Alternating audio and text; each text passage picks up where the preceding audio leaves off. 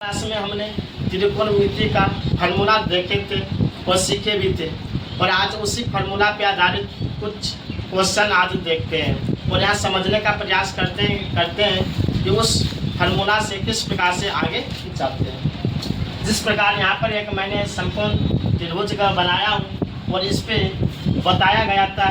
ये जो ऊंचाई जो होती है ये त्रिकोणमिति का लंब होता है जिसे बी से सूचित किया जाता है, और यहाँ पे जो नीचे वाले जो है वो आधार है जिसे बी से सूचित किया जाता है, और ये कर्ण जिसे एच से सूचित किया जाता है। यदि इस तीन एंगल में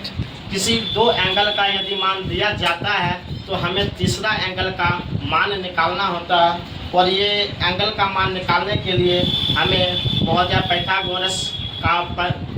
प्रमेय का प्रयोग करते हुए बनाते हैं। अर्थात पाइथागोरस का जो सूत्र होता है वो कर्ण स्क्वायर बराबर लंब स्क्वायर प्लस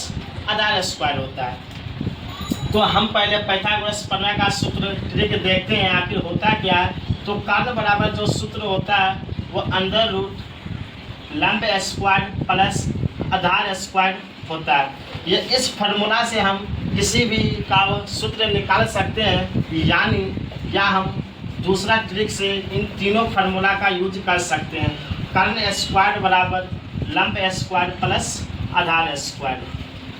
अर्थात इस फार्मूला का प्रयोग करते हुए हम पाइथागोरस के इन तीनों का मान निकाल सकते हैं। जैसे यदि हम लंब स्क्वायर बराबर निकालना चाहते हैं तो लंब स्क्वायर बराबर यहाँ पे जो आधार स्क्वायर है इसको इस पार कर लेते हैं और पहले से एच स्क्वायर यानी कर्ण स्क्वायर माइनस आधार स्क्वायर, और यदि दूसरा के आधार स्क्वायर बराबर निकालते हैं तो H square minus P square यानी कर्ण स्क्वायर माइनस लंब स्क्वायर। इन तीनों फार्मूला से हम त्रिकोणमिति का जो एंगल होता है लंब आधार और कर्ण, इन तीनों का मान निकाला जा सकता है, और इसी प्रयोग से